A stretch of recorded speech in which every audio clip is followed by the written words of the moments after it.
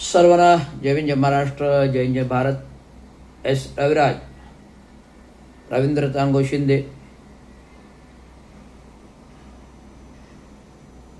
एक सामाजिक विश्लेषक, एक राजकीय विश्लेषक आणि एक स्थापत्य अभियंता म्हणून रोज आपल्याला विविध मार्गदर्शन प्रबोधन करत असतो. संविधान, घटना, लोकशाही, कायदा आणि देश राष्ट्र भावना जागृत करण्याचा प्रयत्न करत असतो. तो पण संविधानाने, घटनेने, कायद्याने आणि लोकशाहीने जागृत करण्याचा प्रयत्न करत असतो. ते करण्याचा उद्देश म्हणजे आज देश पातळीवर आणि राज्य पातळीवरती देशाचं राजकारण आणि राज्याचं राजकारण हे मेलेलं आहे. मी सरळ बोलतो, मेलेलं आहे. ज्या युगपुरुष महामानवाने डॉक्टर बाबासाहेब आंबेडकरांनी मोठ्या कष्टाने, दुर्धर कष्टाने संविधान आणि घटना लिहिली आणि या संविधान घटनापूर्व देशाच्या क्रांतीसाठी ज्यांनी क्रांती घडविली त्या थोर राष्ट्रीय क्रांतिक वीरांना माझा सलाम आहे. आणि डॉक्टर बाबासाहेब आंबेडकरांना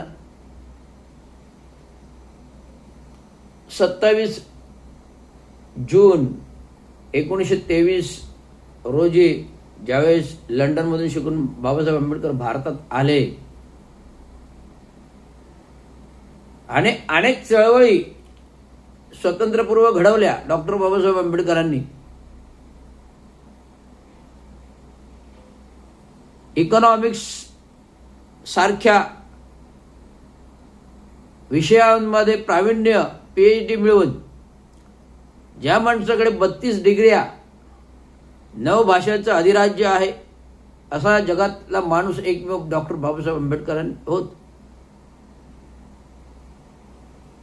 आणि सर्वात आंतरराष्ट्रीय लायब्ररीमध्ये, कॉलेजमध्ये बॅरिस्टर म्हणून कोणाचा जर पहिला फोटो असेल तो भारतातील डॉक्टर बाबासाहेब आंबेडकरांचा आहे. हा आपल्याला अभिमान आहे, सार्थ आपल्या देशाचा अभिमान आहे. आणि ज्या महामानवाने संपूर्ण भारत हा बुद्धमय केला, जो आपल्याला दिसतोय तिरंग्यामध्ये, सम्राट अशोककालीन चक्रामध्ये दिसतोय निळ्या रंगाचं, हा चक्र नुसतं चक्र नाही तर सम्राट कालीन अशोकाचं चक्र आहे. ते ज्या सम्राट अशोकांनी तथागतांचा धर्म, गौतम बुद्धांचा धर्म आचरणात आणला, वाढविला.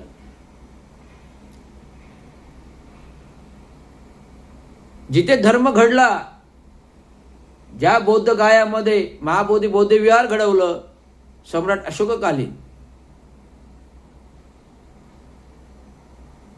त्याच महाबोधी बौद्धविहार बौद्ध गायामध्ये हा अंधश्रद्धाळू परप्रांतीय उत्तर बिहारी यांच्या विळख्यात आहे. ते सोडवण्याचं आंतरराष्ट्रीय आंदोलन झाले. वर्षभरामध्ये अनेक आंदोलनं झाली जी सरकारपर्यंत पोहोचवली, देशाच्या पंतप्रधानांपर्यंत पोहोचवली, गृहमंत्र्यांपर्यंत पोहोचवली आणि बिहार राज्याचे मुख्यमंत्री नितीश कुमार यांच्यापर्यंत पोहोचवली. परंतु 1949 कायदा जो रद्द करायला पाहिजे तो सार्वभौमुखाने महाराष्ट्र राज्यावर आंदोलन झाले. एक जाती, एक धर्म, एक डॉक्टर बाबासाहेब आंबेडकरांचा अख्खा समाज भलभाती जमा होऊन राज्यातून आंदोलनं घडली. एवढं सगळं करून सार्वभौम राज्याच्या सत्तेमध्ये सत्ता उपभोगवणारे डॉक्टर बाबासाहेब आंबेडकरांचं नाव घेणारे सार्वभौम असे रामदासजी आठवले केंद्रामध्ये सामाजिक न्याय मंत्री आहेत, राज्यामध्ये भारतीय जनता पार्टी सत्तेच्या महायुतीतील सरकारमध्ये डॉक्टर बाबासाहेब आंबेडकर बौद्धांच्या समाजाचे संजयजी शिरसाट आहेत, कॅबिनेट मिनिस्टर आहेत, सामाजिक न्याय कॅबिनेट मिनिस्टर आहेत. असं सगळं सार्वभौम राज्यामध्ये केंद्रामध्ये मंत्री आहेत कॅबिनेट, राज्यामध्ये मंत्री आहेत कॅबिनेट देखील. महाबोधी बौद्ध विहार कायदा 1949 रद्द होऊ शकत नाहीये. ही दुरंदर अवस्था आहे. का होत नाहीये? जर एवढा सार्वभौम समाज डॉक्टर बाबासाहेब आंबेडकरांचा सर्वात मोठा आहे, ते कायदा 1949 महाबोधी बौद्ध विहार रद्द का होत नाही आणि महाबोधी बौद्ध विहार बौद्ध अनुयायांच्या ताब्यात का दिला जात नाही, बौद्ध भिक्षुकांच्या ताब्यात का दिला जात नाही? हा खडतर प्रश्न आहे.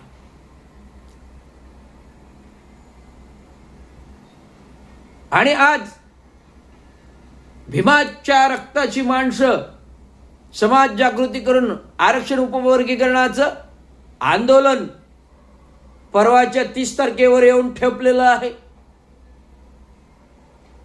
ज्यांनी सरकारला इशारा दिलेला आहे, राज्य सरकारला इशारा दिलेला आहे की आरक्षण उपवर्गीकरण हे सरकारने रद्द करावं, असा गर्भित इशारा या भीमाच्या नातवंडांनी दिलेला आहे. चांगला आहे, परंतु मी सांगतो कायद्याच्या भाषेत, संविधानाच्या भाषेत, प्रथमतः राज्य सरकारला अनुसूचित जाती जमातीच्या आरक्षणाबाबत कोणताच अधिकार नाही ढवळाढवळ करण्याचा, पहिली गोष्ट.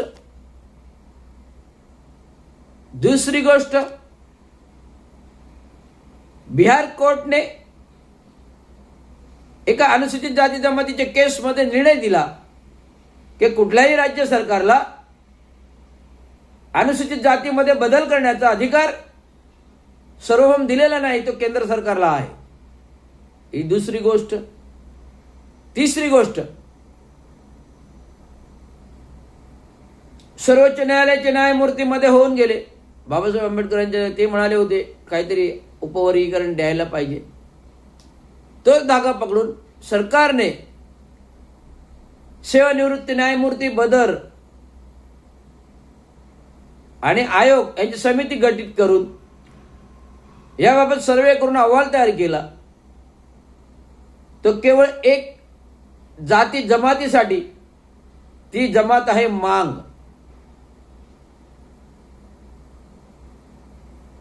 ज्या महामानवाने युगपुरुष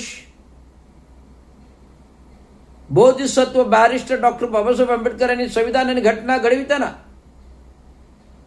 निक्षून सांगितलं होतं, जोपर्यंत माझ्या दलित पिछड्या वर्गाला आरक्षण मिळणार नाही तोपर्यंत मी संविधान घटना लिहिणार नाही. बाबासाहेबांचं म्हणणं ऐकलं गेलं, कारण बाबासाहेब रोषात होते, राजीनामा दिला होता. सरदार वल्लभभाई पटेल यांनी समजावून आणलाय, ते ऐकलं. आणि जेव्हा ऐकलं तेव्हा डॉक्टर बाबासाहेब आंबेडकर संविधान लिहायला तयार झाले. आणि म्हणून तर आरक्षण आपल्याला संविधानिक घटनेच्या कक्षेतून बाबासाहेबांनी दिलं. तर दिलं ते संपूर्ण 59 जाती जमातीला दिले ना. मग सर्वांना संविधानाच्या घटनापीठातील घटनेच्या चौकटीमध्ये हे आरक्षण दिलेलं आहे. आणि 59 जाती जमातींना हे आरक्षण दिलेलं असताना, लागू असताना, विनाकारण आरक्षणाची फोड करून जाती जातीमध्ये भांडण लावण्याचा प्रकार जो बीजेपी RSS संघटन मनुवादी विचार करत आहे आणि एक जात 58 जातीपासून तोडू पाहत आहे. परंतु मी सांगतो, किती आले किती गेले, किती आले किती गेले, कोणी मिटवू न शकणार संविधान.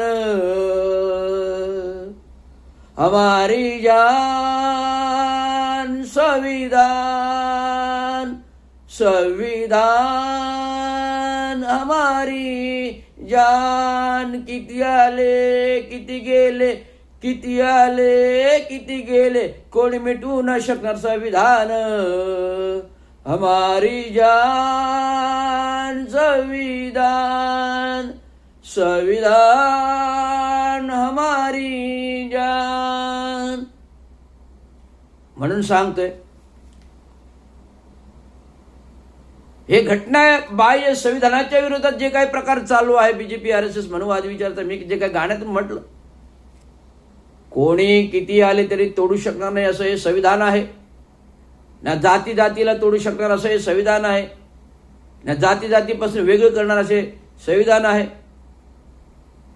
कष्ट केले माझ्या अभिमाने, जाती जातीत वाटू नका रे. कष्ट केले माझ्या अभिमाने, जाती जातीत वाटू नका रे.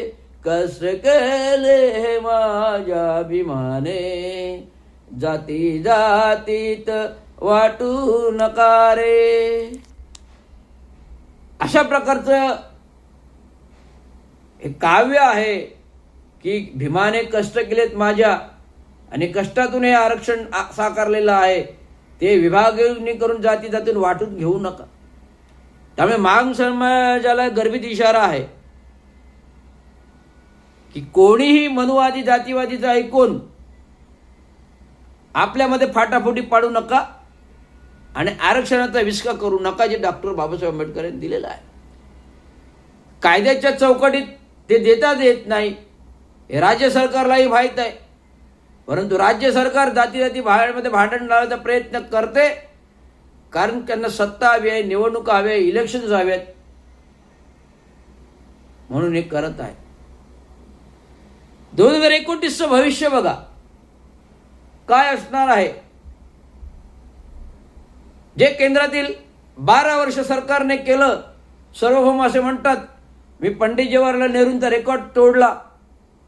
अरे नुसतं रेकॉर्ड तोडून फायदा नाही. जे पंडित जवाहरलाल उभ्या आयुष्यात जे घडवलंय, भारत देश घडवलाय, तो नरेंद्र मोदी घडवू शकत नाही सांगतो. त्यामुळे नुसतं वर्षांनी रेकॉर्ड करणं आणि कमी वर्षात देश घडवणं हे सर्व मोठेपण आहे. त्याला राष्ट्रीय पुरुष म्हणतात. केवळ पक्ष वाढवणं, केवळ सत्ता उपभोगणं त्याला राष्ट्रीय नेतृत्व म्हणत नाही. केवळ पक्ष वाढवणं आणि सत्ता उपभोगणं याला राष्ट्रीय नेतृत्व म्हणत नाही. तर देशहिताचं कार्य जो करतो त्याला राष्ट्रीय नेता म्हटलं जातं. जो देशहिताचं कार्य करतो त्याला राष्ट्रीय नेता म्हटलं जातं. जो देशहिताचं कार्य करतो त्याला राष्ट्रीय नेता म्हटलं जातं. त्यामुळे भारतीय जनता पार्टीचे जेवढे आता सार्वभौम आत्ताच्या वर्तमान सत्तेमध्ये आहेत ते राष्ट्रीय नेते नाहीत, तर देशाला लुटणारी ही लुटीमारी टोळी आहे, जे जाती जातीमध्ये आपल्याला भांडण लावत आहे. म्हणून मी सांगतोय, सरकारला हा गर्भित इशारा आहे. एस रविराज रवींद्र चांगो शिंदे यांचा 30 तारखेला हा आमच्या जनसमुदायाचा मोर्चा आहे. या मोर्चाच्या अनुषंगिक जर तुम्ही तूर्त आरक्षण स्थगित केलं नाही उपवर्गीकरणाचं, हा रवींद्र शिंदेचा इशारा आहे. थेट आत्मदानाचा 30 तारखेपर्यंत काय होतंय हे सरकारचं मी पाहीन. जर नाही केलं, सरकार जर आगाऊपणे पद्धतीने गेलं, नाही आम्ही आरक्षण देऊनच राहणार, उपवर्गीकरण देऊनच राहणार, उपवर्ग देऊनच राहणार, तर हा रवींद्र शिंदेचा इशारा आहे. रवींद्र शिंदे या आरक्षणासाठी जीवाचं बलिदान द्यायला तयार आहे, आत्मदान करायला तयार आहे, पण आम्ही आरक्षण रद्द करून राहणार आणि संविधानाला कायमा लावू देणार नाही आणि संविधान टिकून ठेवणार, हा रवींद्र शिंदेचा इशारा. धन्यवाद. जय भीम, जय महाराष्ट्र, जय जय भारत.